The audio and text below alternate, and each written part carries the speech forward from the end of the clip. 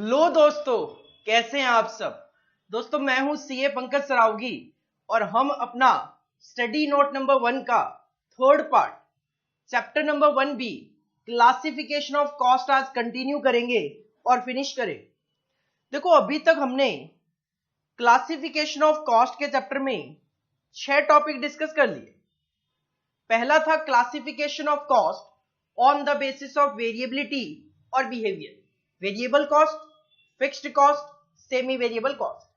इसके बाद सेकंड था cost classification on the basis of controllability, controllable cost और अनकंट्रोलेबल कॉस्ट। थर्ड टॉपिक था हमारा classification of cost on the basis of decision making purpose, जिसमें हमने 7 तरीके की कॉस्ट देखी थी। पहला अपॉर्चुनिटी कॉस्ट, दूसरा इंप्यूटेड कॉस्ट, तीसरा संक कॉस्ट, चौथा एक्सप्लिसिट कॉस्ट, फिफ्थ था शटडाउन कॉस्ट, सिक्स्थ था आपका डिफरेंशियल कॉस्ट और सेवंथ था आपका रेलिवेंट कॉस्ट। उसके बाद हमने देखा fourth classification, classification of cost on the basis of time. Time के बेसिस पे हमने कहा हिस्टोरिकल कॉस्ट और प्री डिटरमाइंड कॉस्ट हो सकती है, और प्री डिटरमाइंड कॉस्ट को दो पार्ट में एनालाइज किया हमने, one is standard cost and another one is estimated cost. Next हमने देखा fifth classification on the basis of nature of production और प्रोसेस। बैच कॉस्ट हो गया, प्रोसेस कॉस्ट हो गया, ऑपरेशन कॉस्ट हो गया, ऑपरेटिंग कॉस्ट हो गया, कॉन्ट्रैक्ट कॉस्ट हो गया और जॉइंट कॉस्ट हो गया। और इसके बाद लास्ट क्लासिफिकेशन आपने देखा on the basis of nature of expenses, that is material, wages and other expenses. और मैंने आपको कहा कि ये चीजें हम already last part that is chapter 1A में डिस्कस करके आए थे, इस वजह से दोबारा से हमें डिस्कशन नहीं करना था। इसके बाद दो छोटे छोटे टॉपिक्स बचते हैं अपने, एक है टेक्निक्स ऑफ कॉस्टिंग और दूसरा है मेथड ऑफ कॉस्टिंग, जिसमें सबसे पहले हम देखेंगे टेक्निक्स ऑफ कॉस्टिंग। सबसे पहले हम देखेंगे टेक्निक्स ऑफ कॉस्टिंग। देखो कॉस्ट अकाउंटिंग में टेक्निक्स उन तरीकों को बोला गया है जो कि नॉर्मली कॉस्ट कंट्रोल वगैरह के लिए यूज किए जाते हैं।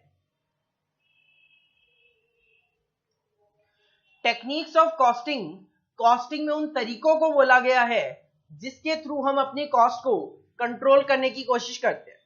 और हमारे सिलेबस के अकॉर्डिंगली 4 टेक्निक्स है।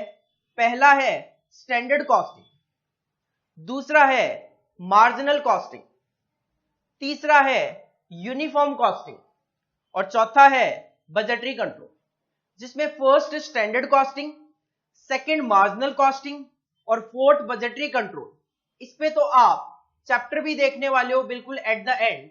चैप्टर नंबर 13, 14 और 15 जो हम देखेंगे वो यही चैप्टर्स होंगे। हाँ, यूनिफॉर्म कॉस्टिंग का एक्चुअल में हमारे सिलेबस में कोई चैप्टर नहीं है, but theoretically techniques of costing में इसका डिस्कशन बताया हुआ है। सबसे पहले अगर मैं बात करूं first method that is standard costing. देखो लास्ट क्लास में आपने स्टैंडर्ड कॉस्ट देखा था, बस उसी के तरीके को स्टैंडर्ड कॉस्टिंग बोल दिया जाता है। स्टैंडर्ड कॉस्ट क्या है?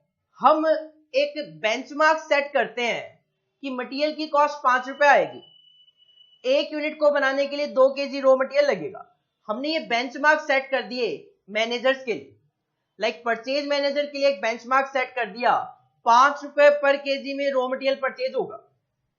प्रोडक्शन मैनेजर के लिए एक बेंचमार्क सेट कर दिया, 1 यूनिट को प्रोड्यूस करने के लिए 2 kg रॉ मटेरियल लगेगा।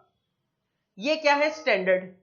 अब जब एक्चुअल कॉस्ट इनकर हो जाएगी तो हम स्टैंडर्ड कॉस्ट को एक्चुअल कॉस्ट के साथ कंपेयर करेंगे। दोनों में जो भी डिफरेंस आता है, मान लो आप कहते हो कि 5 रुपए का एक स्टैंडर्ड सेट था परचेज मैनेजर के लिए रॉ मटेरियल परचेज करने का, अगर उन्होंने 6 रुपए में मटेरियल परचेज किया तो डिफरेंस है 1 रुपए का। वो कब पता चलेगा? जब आप स्टैंडर्ड को एक्चुअल के साथ कंपेयर करोगे। अब ऑर्गेनाइजेशन उसका इन्वेस्टिगेशन करती है कि ये जो 1 रुपए की कॉस्ट एक्स्ट्रा आई है इसके पीछे क्या कारण है, क्या उन कारणों को कंट्रोल किया जा सकता है या फिर कारणों को कंट्रोल नहीं किया जा सकता, क्या उसके लिए परचेज मैनेजर रिस्पॉन्सिबल है या फिर मार्केट रिस्पॉन्सिबल है। लाइक मैंने लास्ट क्लास में भी आपको कहा था, हो सकता है 1 रुपए की कॉस्ट जीएसटी इंक्रीज होने की वजह से हुई हो, या फिर हो सकता है परचेज मैनेजर की प्लानिंग गलत थी जिसकी वजह से वो 5 रुपए मटेरियल परचेज नहीं कर पाया। तो मेन पर्पज इसके पीछे क्या है, कॉस्ट को कंट्रोल करना, कि जो एक्स्ट्रा कॉस्ट आई है क्या उसको फ्यूचर में कंट्रोल किया जा सकता है या फिर नहीं किया जा सकता। तो स्टैंडर्ड कॉस्टिंग क्या टेक्निक है, इट रेफर टू द, सबसे पहले तो इसमें क्या किए जाते हैं, preparation of standard cost, standard cost calculate की जाती है and applying them to measure the variations from standard cost and analyzing the variation with a view to maintain maximum efficiency in production।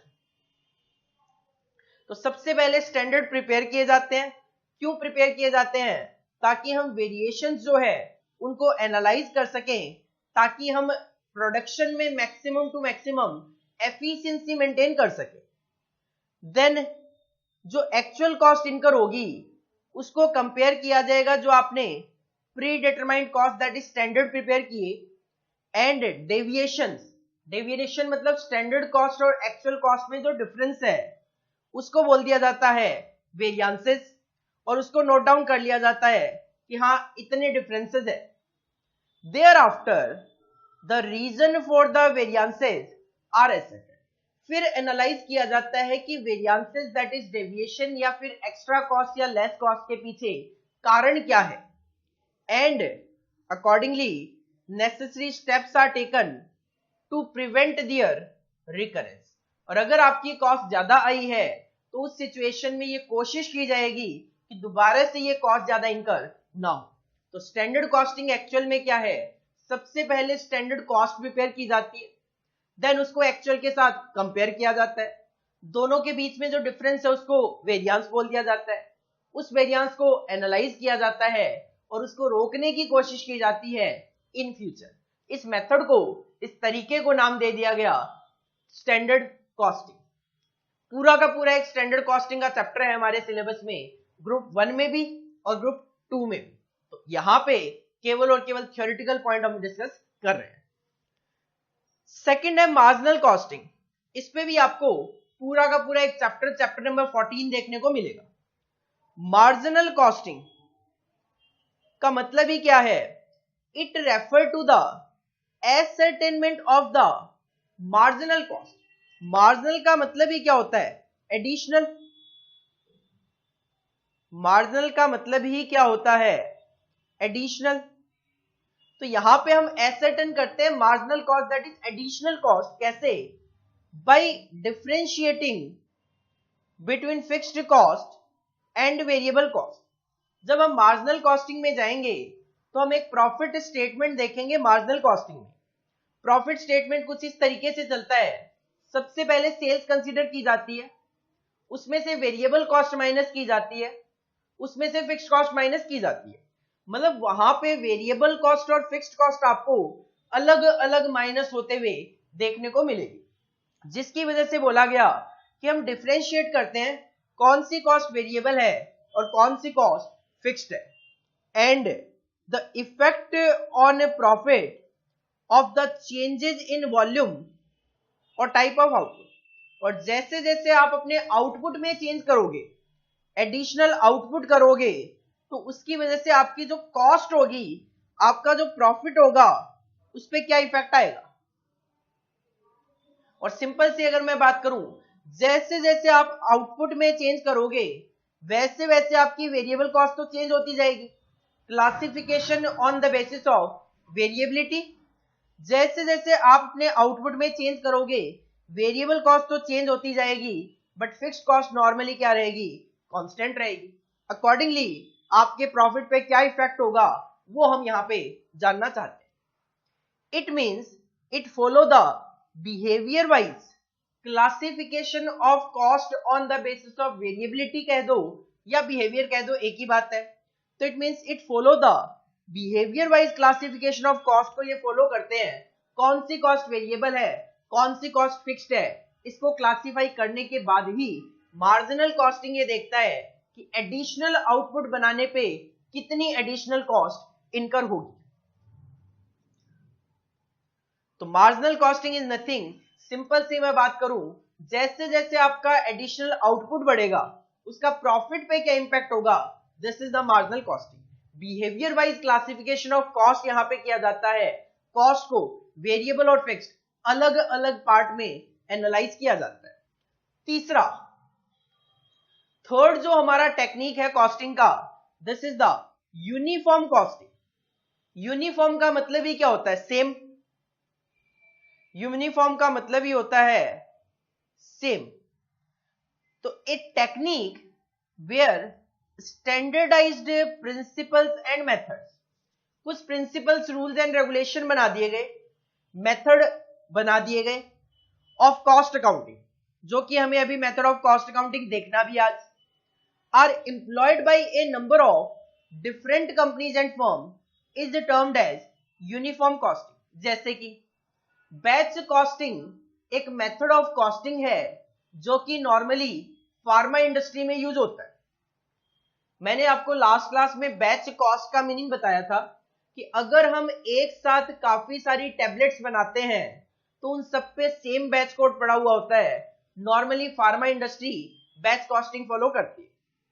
इसका मतलब फार्मा इंडस्ट्री में जितनी भी pharma companies होगी वो अगर सारी की सारी एक ही method of costing batch costing follow करे तो this is known as uniform costing. तो हम कह सकते हैं कि सारी की सारी companies in the same industry same method of costing follow कर रही है, सेम प्रिंसिपल्स अप्लाई कर रही है, तो उस तरीके को बोल दिया गया यूनिफॉर्म कॉस्टिंग। और ये करवाना किसका काम है, कॉस्ट अकाउंटिंग का काम है। कॉस्ट अकाउंटिंग स्टैंडर्ड्स आज के टाइम पे इश्यू होते हैं। अगर लिख दिया जाए कि फार्मा इंडस्ट्री में बैच कॉस्टिंग फॉलो होगा as per this cost accounting standard, तो फिर उनको वही फॉलो करना पड़ेगा। हालांकि ऐसा लिखा हुआ नहीं है, बट अगर लिख दिया जाए तो ऐसा उनको करना पड़ेगा। तो जब स्टैंडर्ड प्रिंसिपल और मेथड बनाए जाते हैं किसी पर्टिकुलर इंडस्ट्री के लिए, तो फिर उस मेथड को, टेक्निक को नाम दे दिया गया यूनिफॉर्म कॉस्टिंग, कि सभी सेम तरीका कॉस्टिंग का यूज करेंगे। इससे फायदा क्या होगा, इससे फायदा होगा this help in comparing performance of one firm with that of another. तो सिंपल सी बात है, अगर एक ही इंडस्ट्री में एक कंपनी प्रोसेस कॉस्टिंग फॉलो करे और सेम प्रोडक्ट के लिए दूसरी कंपनी बैच कॉस्टिंग फॉलो करे, तो जब मैं उनका कंपैरिजन करूंगा तो हो सकता है वहां से मुझे रिजल्ट बेटर ना मिले। लेकिन अगर दोनों कंपनी सेम तरीके से अपनी कॉस्ट अकाउंटिंग मेंटेन कर रही होगी तो दोनों में कंपैरिजन करना इजी हो जाएगा। It is not a method of costing, ये कोई मेथड नहीं है कॉस्टिंग का। ये आपको ये नहीं बताता कि कॉस्ट किस तरीके से कैलकुलेट करनी है। ये केवल और केवल not used for calculation of cost. ये तो केवल ये बताता है कि इस इंडस्ट्री में ये मेथड अप्लाई करना है, तो उस तरीके को बोल दिया गया यूनिफॉर्म कॉस्टिंग। वो मेथड क्या होगा, मेथड तो या तो कॉन्ट्रैक्ट कॉस्टिंग होगा, बैच कॉस्टिंग होगा, जॉब कॉस्टिंग होगा, ये सारे मेथड्स हो सकते हैं जो कि हम अभी थोड़ी देर बाद देखने वाले हैं।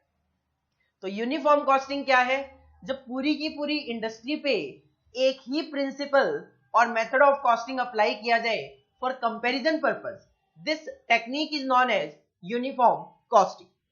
और फोर्थ और लास्ट जो टेक्निक आपका, दैट इज बजटरी कंट्रोल। नाम से क्लियर है, बजट। तो इसमें क्या करती है ऑर्गेनाइजेशन, फ्यूचर पीरियड के लिए बजट बना के चलती है।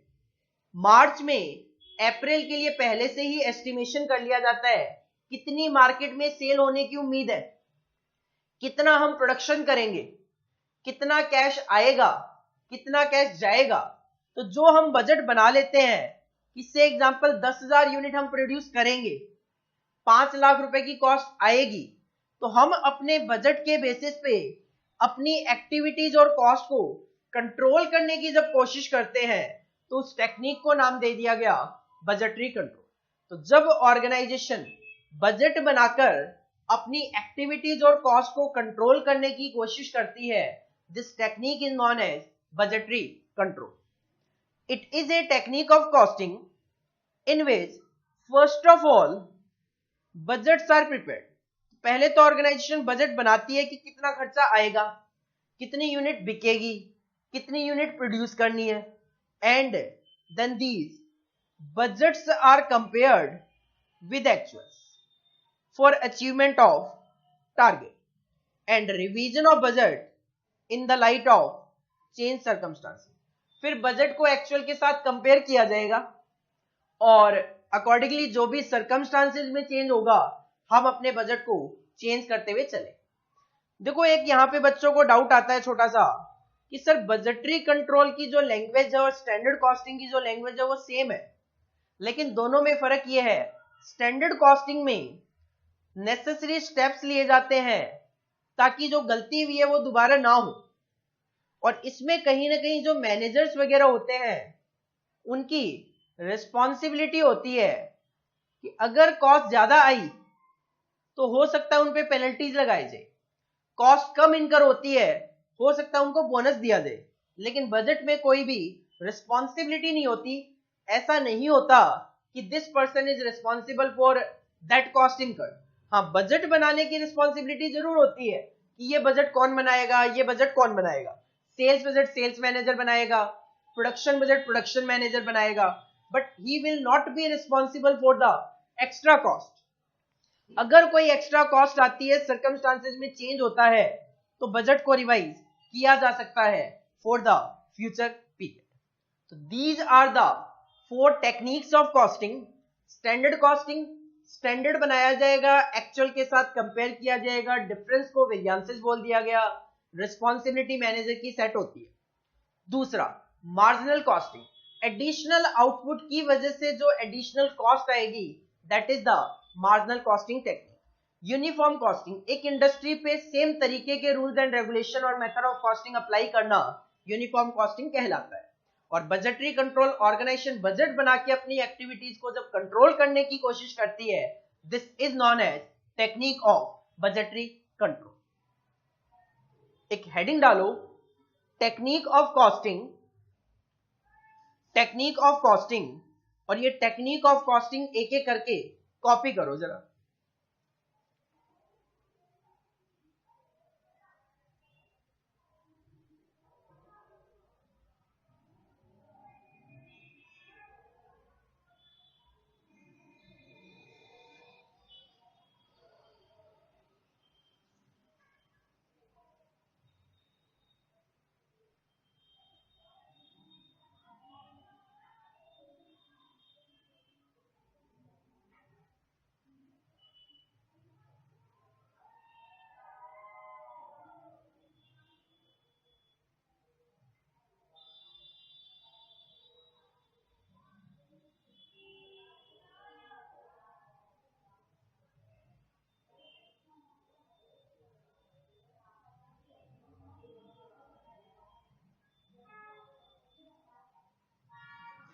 इस पे देखो कुछ क्वेश्चंस बनते हैं टेक्निक्स ऑफ कॉस्टिंग पे। एक तो ट्रू फॉल्स क्वेश्चन बन सकता है, जून 17 में पूछा भी गया, uniform costing is a unique method of costing. जबकि हम अभी अभी पढ़ के आए हैं कि यूनिफॉर्म कॉस्टिंग कोई मेथड ऑफ कॉस्टिंग है ही नहीं टू डिटरमाइन कॉस्ट एक्यूरेटली। ये कोई कॉस्ट कैलकुलेशन का तरीका नहीं है, ये तो केवल और केवल ये बताता है कि इस इंडस्ट्री पे अगर आप सेम मेथड और सेम प्रिंसिपल अप्लाई करोगे तो this is known as uniform costing. तो of course this is the false technique of costing है।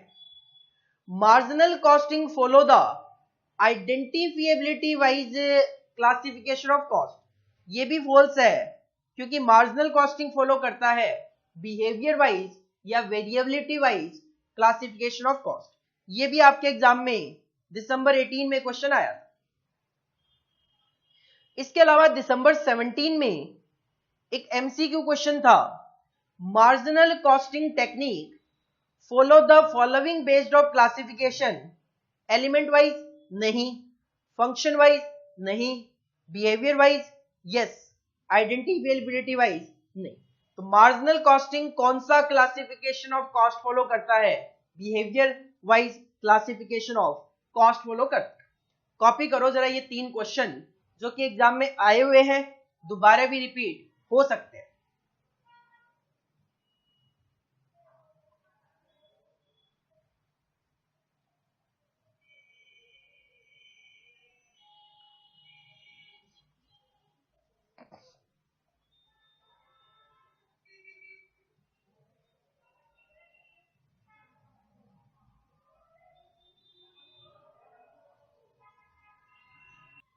नेक्स्ट टॉपिक आता है हमारा मेथड्स ऑफ कॉस्टिंग। सर ये मेथड ऑफ कॉस्टिंग क्या है?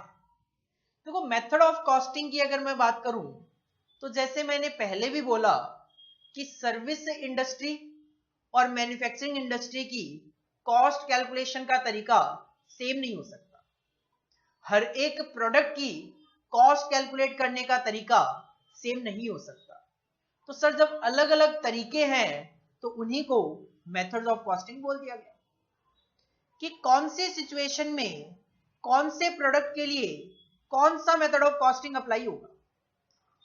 8 मेथड ऑफ कॉस्टिंग है जो कि हमें यहां पे डिस्कस करने हैं।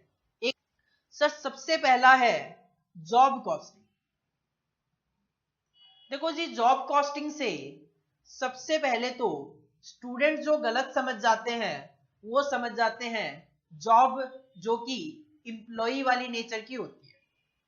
आप कल को चार्टर्ड अकाउंटेंट बनके किसी बड़ी सी कंपनी में नौकरी करने के लिए जाते हो, वो जो जॉब होती है वो जॉब कॉस्टिंग में कवर नहीं होती। तो सर जॉब कॉस्टिंग में क्या कवर होता है?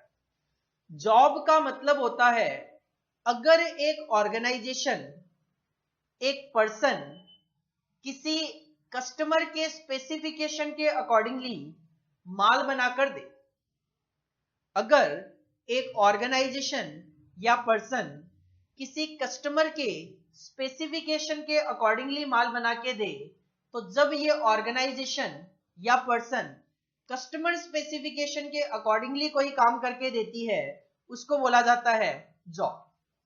जैसे कि मैं अगर अपने इंस्टीट्यूट के लिए पैम्पलेट्स प्रिंट करवाने के लिए जाऊं एक प्रिंटिंग प्रेस पे, तो मैं उसको बताऊंगा कि भाई साहब पेपर किस तरीके का यूज करना है, क्या क्या कलर यूज करने हैं, पैटर्न क्या रहेगा पूरा पैम्पलेट का, तो वो मेरे स्पेसिफिकेशन के अकॉर्डिंगली काम करके दे रहा है, तो दिस इज ए जॉब। और जब हम ऐसे काम के लिए कॉस्ट कैलकुलेट करते हैं this is known as job cost. वो प्रिंटिंग प्रेस वाला जो बंदा है वो मुझे प्राइस बताएगा कि भाई साहब 1000 पैम्पलेट प्रिंट करवाने के इतने चार्जेस हम लेंगे, तो वो अपनी एक कैलकुलेशन करता है, कहीं ना कहीं कैलकुलेटर पे ही कर लेते हैं कि भाई पेपर का प्राइस ये है, प्रिंटिंग का खर्चा ये आएगा, ये अपना प्रॉफिट मार्जिन में रखूंगा तो ये सेलिंग प्राइस। तो वो जो कॉस्ट कैलकुलेट करने का तरीका यूज कर रहा है that is known as job costing. तो जॉब कॉस्टिंग माइंड में क्या रखना है अपने को, जॉब क्या होती है, एक ऑर्गेनाइजेशन और एक पर्सन जब किसी कस्टमर स्पेसिफिकेशन के अकॉर्डिंगली माल तैयार करके देते हैं that is known as job, और उसके लिए जो कॉस्ट कैलकुलेशन का तरीका होता है that is known as job costing. यहां इनकी लैंग्वेज में क्या लिखा हुआ है देखो, in this method of costing all cost are directly charged to a specific job.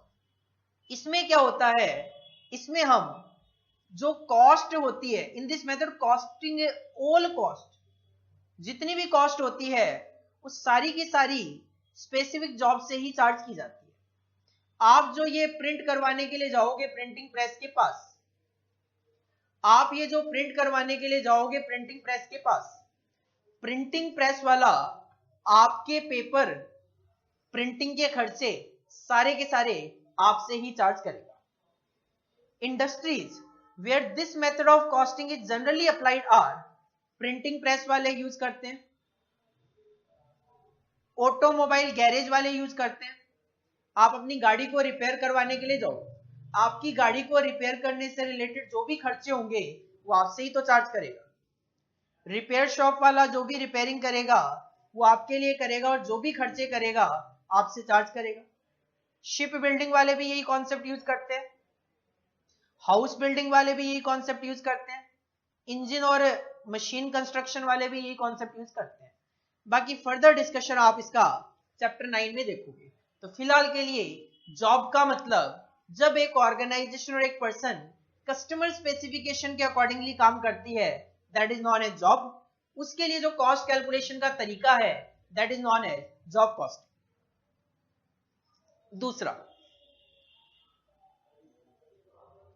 दूसरे पे आने से पहले आप एक बार जॉब कॉस्टिंग कॉपी कर लो।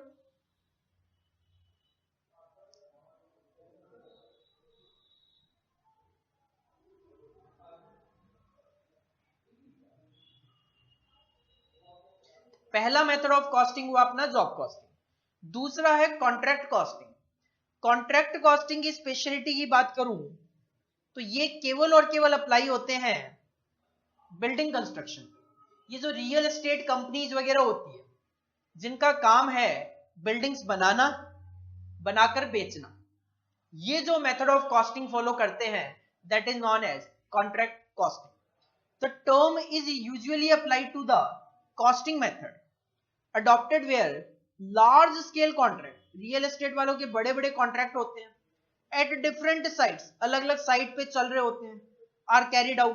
ये जो कॉस्टिंग का मेथड फॉलो करते हैं this is known as contract costing। Detailed discussion will be in chapter 9A। Copy कर लो कॉन्ट्रैक्ट कॉस्टिंग।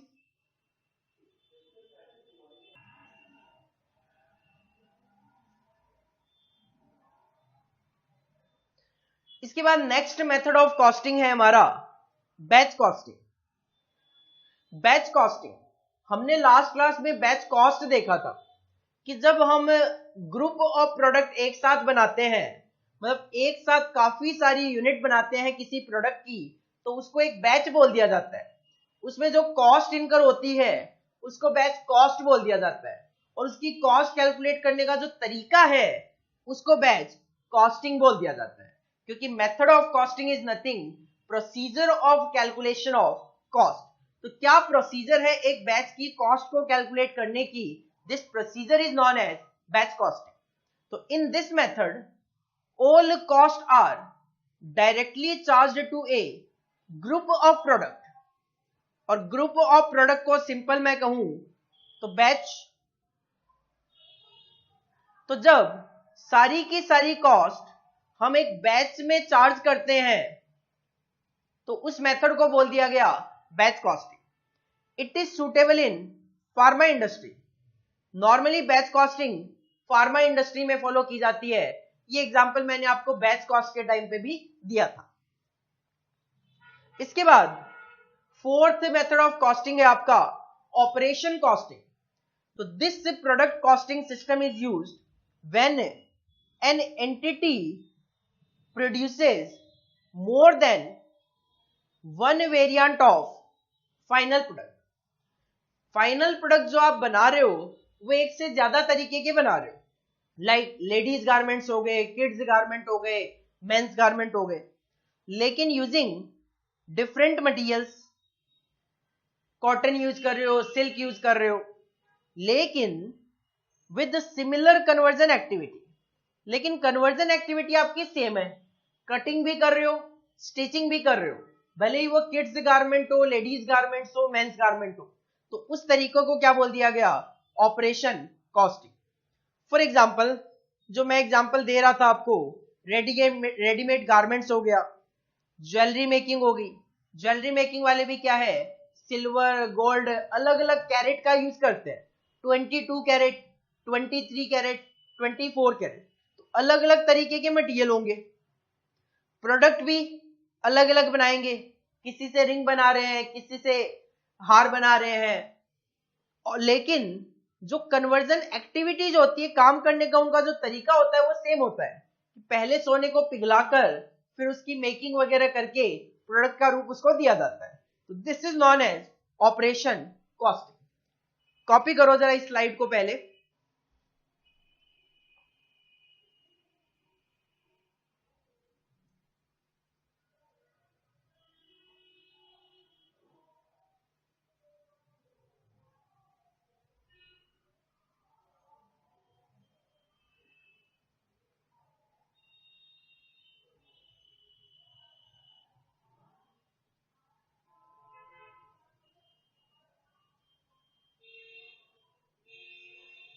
देखो, प्रोसेस कॉस्टिंग नॉर्मली तब फॉलो किया जाता है जब किसी प्रोडक्ट को बनने के लिए एक से ज्यादा प्रोसेस से गुजरना पड़ता है, और एक प्रोसेस का आउटपुट दूसरी प्रोसेस के लिए इनपुट का काम करता है। कैसे?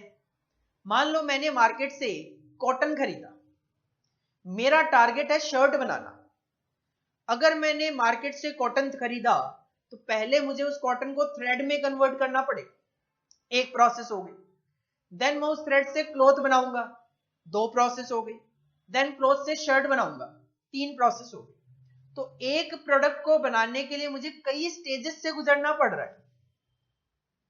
और मैंने जो कॉटन से थ्रेड बनाया, वो जो थ्रेड मेरा आउटपुट था वो इनपुट बन गया क्लॉथ के लिए, और जो क्लॉथ मेरा आउटपुट था वो इनपुट बन गया शर्ट मैन्युफैक्चरिंग के लिए। तो एक प्रोसेस का आउटपुट नेक्स्ट प्रोसेस में इनपुट भी बन जाता है। पर्पस क्या होता है, मैं जानना चाहता हूं कॉटन से थ्रेड बनाने की क्या कॉस्ट है, ताकि मैं मार्केट में थ्रेड भी सेल कर सकूं। मैं जानना चाहता हूं क्लॉथ बनाने तक की क्या कॉस्ट है, ताकि मैं मार्केट में क्लॉथ भी सेल कर सकूं। और मैं जानना चाहता हूं शर्ट बनाने तक की क्या कॉस्ट है, ताकि मैं मार्केट में शर्ट भी बेच सकूं। से एग्जांपल रेमंड का आप मार्केट में क्लॉथ खरीदने के लिए जाओगे मिल जाएगा, शर्ट खरीदने के लिए जाओगे मिल जाएगा। वो कहीं ना कहीं प्रोसेस कॉस्टिंग फॉलो कर रहे होंगे, तभी उनको कॉस्ट पता है क्लॉथ की भी और शर्ट की। देखो क्या लिखा हुआ है, where a product passes through distinct stages. जब एक प्रोडक्ट कई स्टेजेस से पास ऑन होता है, आप भी तो कई स्टेजेस से पास ऑन होते हो चार्टर्ड अकाउंटेंट बनने के लिए, फाउंडेशन, इंटर, फाइनल। और processes, the output of one process being the input of the subsequent process. जो फाउंडेशन में पढ़ के आते हो उसमें से थोड़ा बहुत आपको इंटर में काम आ जाता है, इंटर में जो पढ़ के जाते हो उसका थोड़ा बहुत आपको फाइनल में भी काम आता है। It is frequently desired to ascertain the purpose क्या होता है, कॉस्ट ऑफ ईच स्टेज और प्रोसेस ऑफ प्रोडक्शन। जानना चाहता हूं थ्रेड तक की क्या कॉस्ट है, क्लॉथ तक की क्या कॉस्ट है और शर्ट तक की क्या कॉस्ट है। Process costing is generally adopted in, कपड़े वाले यूज करते हैं, एक तो textile industry, chemical industries, oil refineries, soap manufacturing, paper manufacturing, ये नॉर्मली यूज करते हैं। जो भी प्रोडक्ट बनता है एक से ज्यादा प्रोसेस में बनता है और वो जानना चाहते हैं हर एक स्टेज पे क्या कॉस्ट है, तो वो प्रोसेस कॉस्टिंग फॉलो किया करते हैं। कॉपी कर लो प्रोसेस कॉस्टिंग।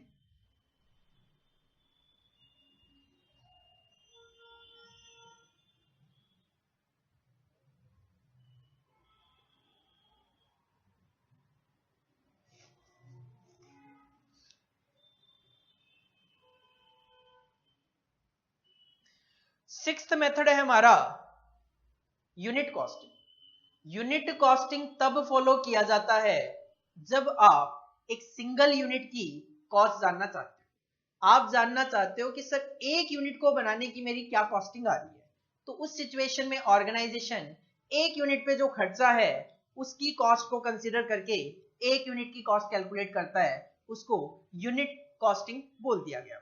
से एग्जांपल, आप कहते हो भाई एक पेन को बनाने के लिए 100 रुपए का मटेरियल लगेगा, 50 रुपए की लेबर लगेगी, अदर खर्चे लगेंगे 20 रुपए। इसको बुक कर लिया और 170 रुपए पर यूनिट कैलकुलेट कर लिया।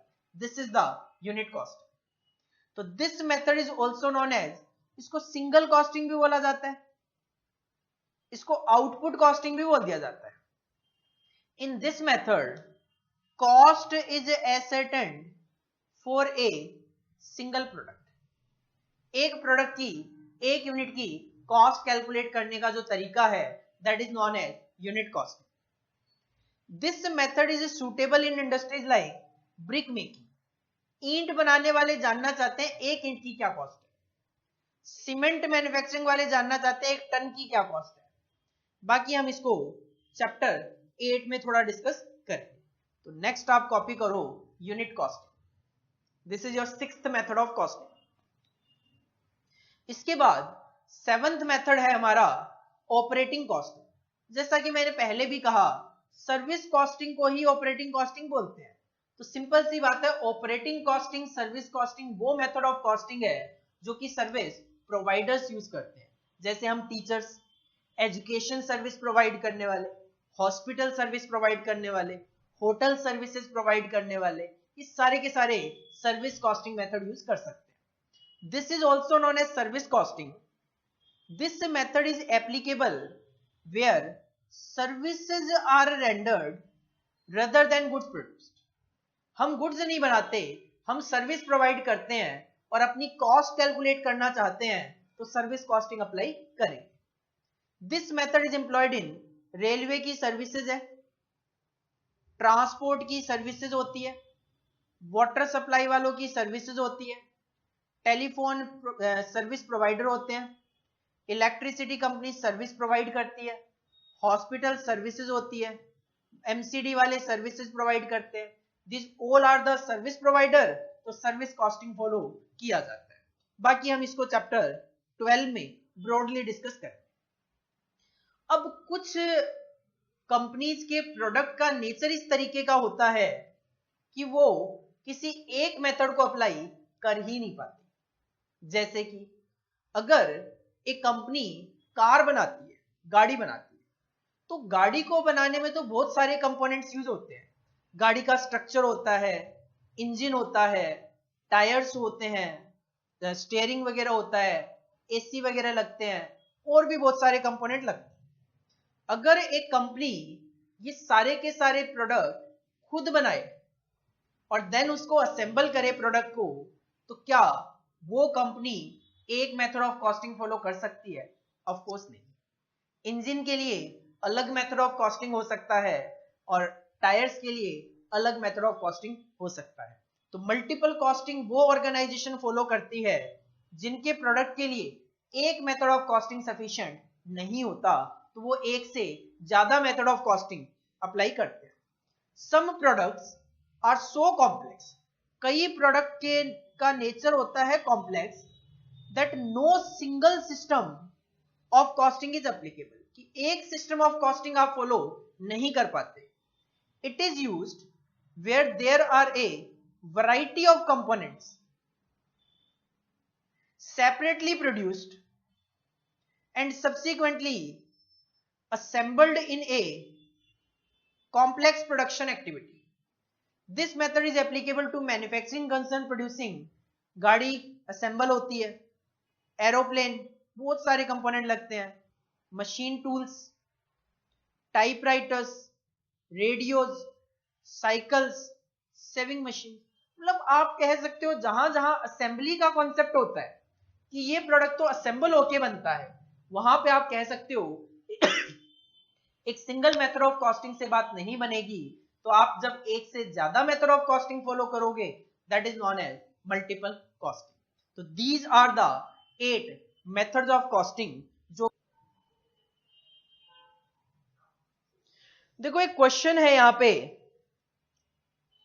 एग्जाम में, जो आपके एमसीक्यू वगैरह क्वेश्चन आते हैं, true false, fill in the blanks आते हैं, उसके पॉइंट ऑफ व्यू से एक अच्छा क्वेश्चन है, identify the method of costing. आपको मेथड ऑफ कॉस्टिंग आइडेंटिफाई करना है where all cost are directly charge to a specific job.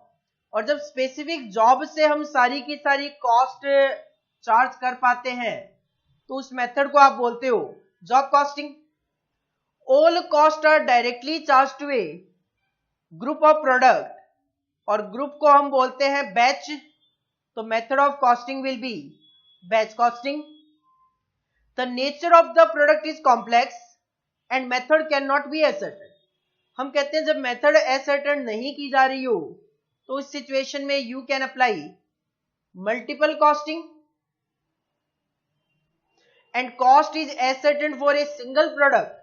अगर आप एक सिंगल प्रोडक्ट के लिए कॉस्टिंग कैलकुलेट कर रहे हो, उसके लिए जो आप मेथड फॉलो करते हो, this is your unit costing. एक ट्रू फॉल्स में आपके एग्जाम में क्वेश्चन आया दिसंबर 2018 में, multiple costing is suitable for banking industry. जबकि जो बैंकिंग इंडस्ट्री है वो तो सर्विस इंडस्ट्री है, और सर्विस इंडस्ट्री की अगर मैं बात करूं तो ऑपरेटिंग कॉस्टिंग या जो सर्विस कॉस्टिंग मेथड है दैट विल बी अप्लाइड, उसके लिए कोई मल्टीपल कॉस्टिंग की जरूरत नहीं होगी। तो फॉल्स है ऑफ कोर्स ये।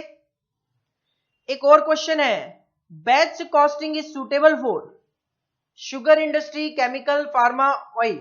अभी हम एग्जांपल देख के आए, फार्मा इंडस्ट्री के लिए बैच कॉस्टिंग सुटेबल होता है। तो ये दो क्वेश्चन भी कॉपी करो आप, पहले दिस स्लाइड उसके बाद नेक्स्ट स्लाइड।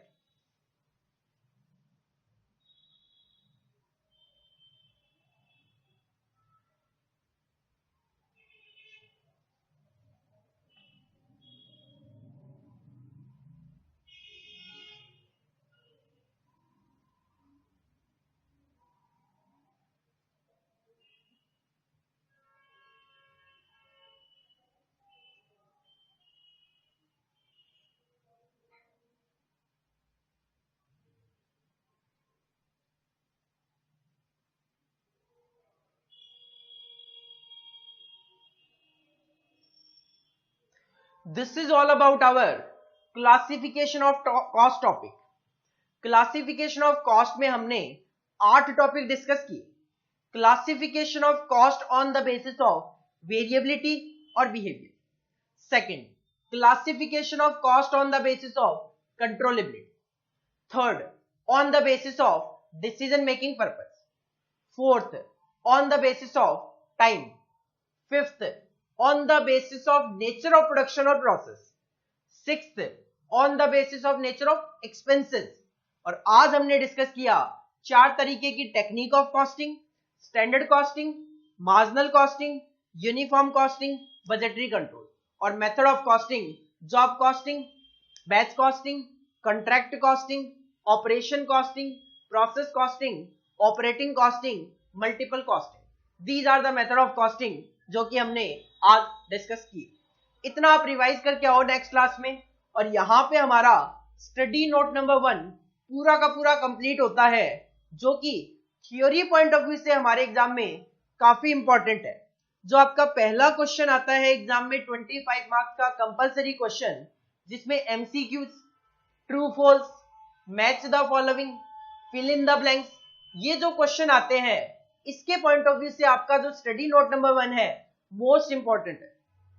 आप अगर वेटेज देखोगे इसकी, तो आप ये मान के चलो कि आपके एग्जाम में 10 से 15 नंबर तक के क्वेश्चन आपको एग्जाम में देखने को मिल सकते हैं. तो इस पूरे के पूरे स्टडी नोट को रिवाइज करो. नेक्स्ट क्लास में हम अपना नया चैप्टर स्टार्ट करेंगे. तब तक के लिए thank you, all the best.